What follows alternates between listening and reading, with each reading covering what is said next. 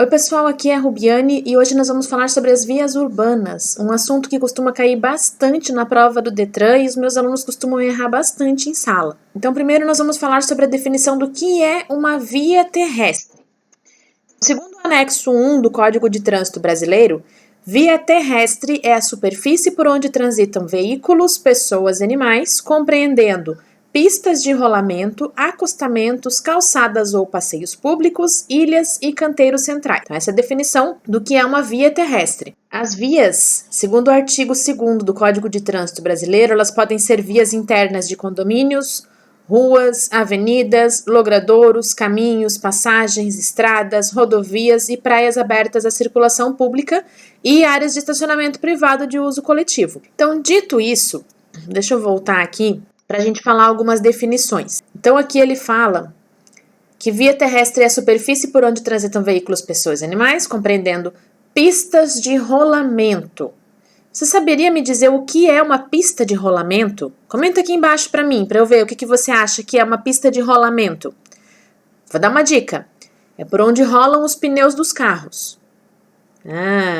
Sacou, né? É a rua. Pista de rolamento nada mais é do que a rua, é a pista por onde circulam os carros. Então, para o Código de Trânsito Brasileiro, a rua é chamada de pista de rolamento. Então, assim, provavelmente não vai cair na prova perguntando o que é uma pista de rolamento. Mas a pista de rolamento ela vai estar no meio de outra pergunta.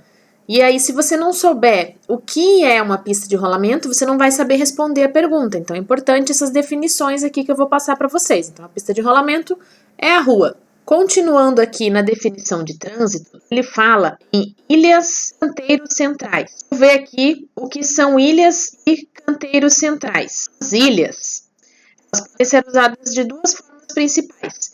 Ou para organizar o trânsito, no meio de uma rotatória, por exemplo, como eu vou deixar aqui a imagem para vocês, ou ela pode ser usada também para facilitar a travessia do pedestre. Então, o pedestre ele pode atravessar a rua em duas etapas. Ele atravessa a primeira faixa e vai até a ilha, depois ele atravessa a segunda faixa.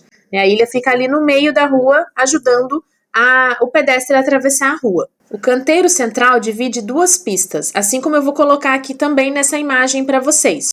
Então, essa aqui é uma pista dupla. Eu vou fazer um vídeo ainda mais pra frente falando essa definição do que é uma pista dupla. Mas é isso aqui, É duas pistas divididas pelo canteiro central. Então, o canteiro central ele vai dividindo as duas pistas, comprido lá, dividindo as duas pistas. Esse é o canteiro central, é diferente da ilha. A ilha é usada para organizar o trânsito, o canteiro central é para dividir as pistas. Então vamos agora aos tipos de vias urbanas que a gente pode encontrar. Mas antes disso, se você já está gostando do assunto, não esquece de deixar o like aqui para mim, tá? E não esquece também de se inscrever no canal para poder acompanhar mais aulas e ser aprovado na prova do Detran, tá? Eu vou fazer vários conteúdos sobre assuntos que podem cair na prova do Detran. Então vamos lá.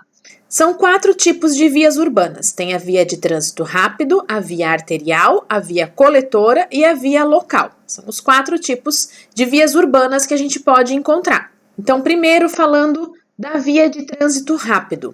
A via de trânsito rápido, as vias de trânsito rápido, elas não possuem interseções em nível, nem semáforos, nem travessia de pedestres em nível.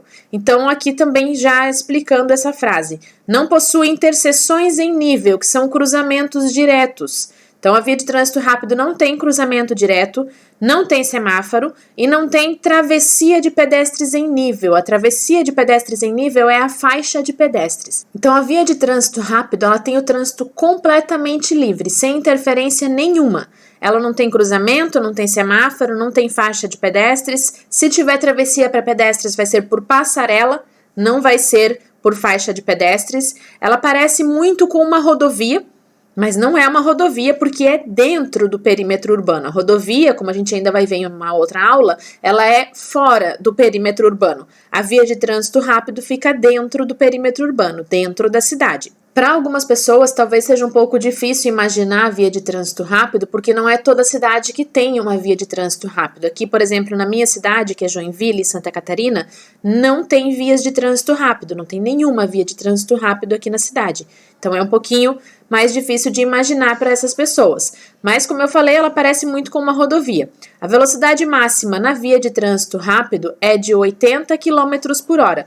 Porque por mais que diga assim, uma via de trânsito rápido, você já imagina uma velocidade bem alta, mas ela é dentro da cidade, então não pode ser tão alta assim, é 80 km por hora. Agora as vias arteriais. As vias arteriais ligam diferentes regiões de uma cidade com cruzamentos ou interseções geralmente controlados por semáforos. Então, a via arterial são as nossas vias principais, as nossas avenidas, na maioria das vezes. Então, elas vão ligar um bairro ao outro, ou uma região a outra, e tudo que é de trânsito rápido não tem, a arterial tem de monte. Tem cruzamento, tem semáforo, tem faixa de pedestres, tem de tudo. Então, são as nossas vias principais. Pega aí a via principal que você tem na tua cidade e pega ela como exemplo, tá? Que ajuda bastante a decorar. Então, a velocidade máxima na via arterial é 60 km por hora. Agora, as vias coletoras. Elas coletam e distribuem o trânsito dentro das regiões da cidade e dão acesso às vias de maior porte. Então, a via coletora, ela faz essa distribuição entre as vias principais. O pessoal chama muito de via secundária também, tá? Mas o nome dela é uma via coletora. Ela faz essa distribuição entre as vias principais, são as laterais que nós temos. A velocidade máxima de uma via coletora é 40 km por hora. Agora vamos às vias locais. São vias de trânsito local, como o nome já diz. Aqui ele fala com cruzamentos sem semáforos, mas geralmente, na maioria das vezes, a via local, ela nem cruzamento tem. O melhor exemplo de uma via local é a rua sem saída. Rua sem saída é um bom exemplo de uma via local. É um trânsito mais reservado, não tem uma grande circulação de veículos numa via local.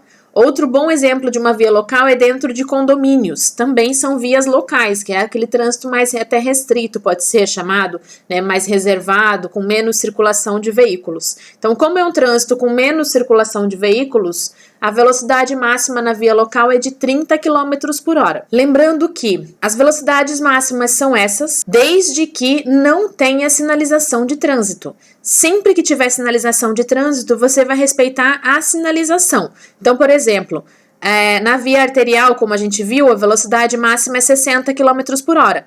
Mas às vezes pode ter uma escola numa via arterial. Na frente da escola, geralmente tem placa de 30 km por hora. Então você vai respeitar a placa e vai a 30 km por hora, sempre obedecendo a sinalização de trânsito.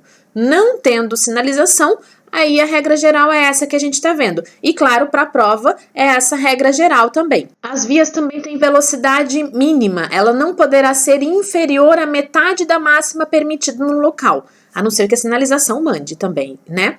Então, assim, a velocidade máxima da via é 60 km por hora. Tem placa lá de 60 por hora, a velocidade máxima é 60 km por hora.